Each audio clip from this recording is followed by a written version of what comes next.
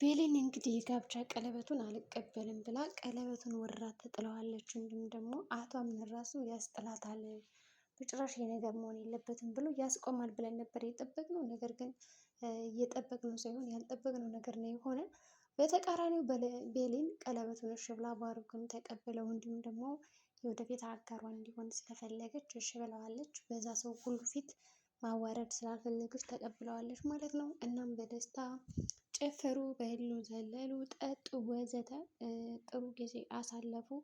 እንግዲህ በሰርጋቸው ፕሮግራም ላይ ዳኖም ተከስታ ነበረ። ዳኖ በሁለታቸው መካከል ያለውን ፍቅር ስለምታውቅ በቤሊን እና በአቶ አምነን መካከል ያለውን ነገር ለማስተካከል ሞክራ ነበረ። በተለይ ደግሞ ሁለታቸውም በደስታቸው ቀን ፈዘው ስለነበረ እነሱን ለማነቃቃት ስትል ተነስታ ኑ ጨፍሩ በሚል ስበብ አንዳንድ ነገሮች እንዲጨፍሩ እያደረገችም ነበረ። በዛ ምክንያት ግን ይሄ ነገር ሊሳካላት አልቻለም። ዞሮ ዞሮ ቤሊን ከተቀመጠችበት ብድግ አድርጋ አምጥታት እንድጨፍር ስታደርጋት ባሩክ የዳኑ እቅድና ዓላማ ስለገባው እንዲሁም ደግሞ አምነን ራሱ ከቤሊን ጋር ሊደንስ ሲል ብዙ ነገሮችን ማድረግ ፈለገ ማለት ነው። እንዲሁም ደግሞ በመካከላቸው ጣልቃ በመግባት እንዳይደንሱ አድርጓቸዋል። ይህ ሁለቶችም ደስ ብሏቸው ነበረ አንድ ላይ ሊደንሱ በመሆኑ። ነገር ግን ይሄ ነገር አልተሳካለትም። ባሩክ መሀል መጥቶ ግን ጭር ይላል፣ ምክንያቱም ስለገባው ማለት ነው። ስለዚህ ሳይደንሱ ይቀራሉ። ዞሮ ዞሮ ከፍቶታል፣ አምነንም ቁጭ አለ። ከዛ ሰርጉም ተበላ ተጠጣ አለቀ። የእረፍት ጊዜ እንዲሁም ደግሞ የራት ጊዜ ደረሰ እና እንግዶችም የተጠሩት ወደ ቤታቸው ተመለሱ። እነሱም ቁጭ ብለው ማውራት ጀመሩ።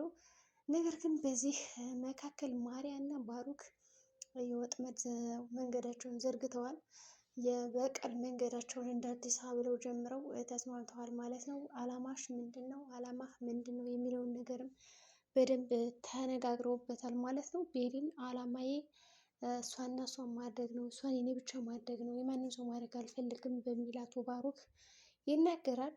ማርያም ልክ እንደዛው አምነንን የኔ ማድረግ ነው እና በሱ ስር በቃ ለፍቅሬ መንበርከክ አለበት ብላ የምታስብ ናት። እንግዲህ ማርያም ልክ እንደ ልጅነት ጓደኛው እያያት ስለሆነ ሰው ልታንበረከከው ትፈልጋለች። በእርግጥ አሁን የእሱ ጥፋት ነው ብዬ ነው የማስብ። ማርያም እንደማይፈልጋት መናገር ነበረበት። በእርግጥም ነግሯታል ከዚህ በፊት ግን እንደ እህት ነው የምወድሽ ብሏታል። ሰው ይህንን ነገር በሂደት ይመጣል። እንዲሁም ደግሞ አገባሻለሁ ብሎ ቃል ስለገባላት ይህንን ነገር ለማድረግ እያሰበች ነው። ዞሮ ዞሮ እንግዲህ አቶ አምነን ጋር የሚሆኑ ሰዎች በጣም ሊጎዱት ነው የሚመጡ። ከዚህ በፊትም እንደዚህ ጀሪም መረጠ። ጀሪም ጥሩ ሰው ነበረች፣ ከዛ ጎዳችው። አሁንም ደግሞ ማሪያ ተደገመች። እንግዲህ መጨረሻው የአቶ አምነን በማን እጅ እንደሚሆን እንግዲህ አይታወቅም። በእርግጠኝነት የማሪያ ክፋትና ተንኮል አንድ ቀን መጋለጡ አይቀርም። አሁን ላይ የልብ የልብ ቢሰማትም እንዲሁም ደግሞ የራሷ ለማድረግ ስትሯሯጥ ከዚህ በፊት ጀሪ እንዳደረገችው ነገር ለማድረግ እየሞከረች ነው። በመድኃኒት ወይም ደግሞ በመጠጥ አረሳስታ ከራሷ ጋር እንዲያድር እና ከዛ ልጅ ካረገዘችም በኋላ ልጅ ካለው በእርግጠኝነት ከኔ ጋር የሆነ ብላ ስለምታስብ ይህንን ነገር ለማሰብ እንዲሁም ደግሞ ለማቀድ እያሰበች ነው። ባሩክም ቢሆን አንተም ከቤሊን መውለድ አለብህ፣ ያኔ ሁለታቸው ተስፋ ይቆርጣሉ፣ በመካከላቸው ፍቅር የሚባል ነገር የለም። ስለዚህ የመገናኛ መንገዳቸውን መዝጋት አለብን፣ መቋጨት አለብን ብለው ነው የሚያስቡ ሁለቶቹ ማሪያ እና ባሩክ። በመጀመሪያ ምንም እንኳን ያጣላቻቸው ቢሆንም እንዲሁም ደግሞ ባሩክ ስለ ወንድሙ ወንጀለኛ መሆኑን ያውቃል እኮ በነገራችን ላይ ያውቃል። ግን ማሪያ ፊት ለፊት ቁጭ ብላ ያው በስህተት ቢሆንም እሱ ነው የገደለው ብላ ተናግራም ነበረ። አምነንም እንደ ጅብድ የምትናገረው ይሄ ጥሩ ነገር ነው እንዴ? ያውም ደግሞ ከወንድሜ ፊት በዚህ ሁኔታ አይደለም ማወቅ የነበረበት በማለት ወንድሙን ለማረጋጋት ጥሎት ሲነሳ ባሩክም ያዘው ይልቀቁኝ ብሎ ነበረ። በዛ ቅጽበት ለምን አልነገርከኝ፣ ለምን ደበከኝ የሚለው ነገር ግን እሱ ከመጀመሪያ ጀምሮ ያውቃል። እንዲሁም ደግሞ ወንድሙን ራሱ ቢያሳስረው ራሱ ደስተው ነው በነገራችን ላይ ባሩክ።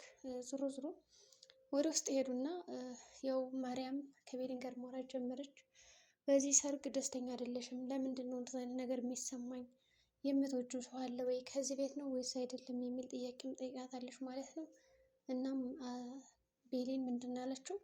አዎ የምወደው ሰው አለ ግን እዚህ ቤት አይደለም ነው ያለቻት። እናም ደግሞ ይህንን ነገር ከነገረቻት በኋላ እርግጠኛ ሆናለች አምንን እንደምትወደው እና እንደምታፈቅረው። ዞሮ ዞሮ ይህንን ነገር ለባሩክ እናገራለሁ እያለች እያቀሳሰረች ነው ያለችው እና ቤቱን በአንድ እግሩ ልታቆሙ ትንሽ ነው የቀራት ማለት ይቻላል ማሪያ። በወንድማማቾች መካከል ጣልቃ ገብታ ነገሩን ከጨረችውም በኋላ ከዛ ምንድን ያደረገችው ደግሞ ወንዶቹ ወደ ውስጥ ሲገቡ እሷ እኮ ሰደበችኝ፣ ማንም ሰው አይፈልግሽም አለችኝ፣ በጣም አዋረደችኝ፣ የኔን ደስታ አትፈልግም ብላ ብዙ ነገር አለችው ይትልና ለወንዶቹ ሄዳ መናገር ትጀምራለች። በእርግጥ አሁን ካቶሊካ ማለት ነው የቀረጸችውን እያንዳንዱ ቪዲዮ ብታሳየው በጣም አሪፍ ነበር። ላቷምንም ከአዲማን እንደሆነ ምናምን ቢያቅ ጥሩ ነበረ።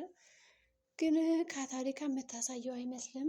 ምክንያቱም ከግቢ የነበረውን ካሜራ ባሩክ ስላነሳው ከዚህ በኋላ መቅረጽ አትችልም ብዬ አስባለሁ። ነገር ግን ከቤት ውስጥ ያለውን ማርያ እየተናገረችውን ለምሳሌ ከወንድሙ ፊት ለማጣላት ያደረገችውን ነገር እዛ ጋር ያለውን ካሜራ አይታ ከሰማችው ልታጣላችሁ እንደሆነ ይገባታል ብዬ አስባለሁ። ግን ያንን ካሜራ ራሱ ባሩክ አግኝቶ ከሆነ የሚቀረጽ ነገር አይኖርም ማለት ነው። ስለዚህ ወንድማማቾች ርጋ ብለዋል፣ እሳቱን ጭራ። ከዛ ባሩክም በሙሉ ልብሽ አይደለም እንዴ ተቀበልሽኝ? ለምን እኔ ሁሉ ነገር ማድረግ እኮ ላንቺ ብዬ ነው ምናምን ይላታል።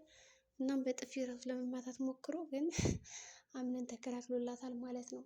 እና የማርያ ቀድማ ቤሊን እዚህ ቤት ምንቅር አድርገን የማስወጣችሁ ሁለታችሁም በማለት ነው የተናገረችው።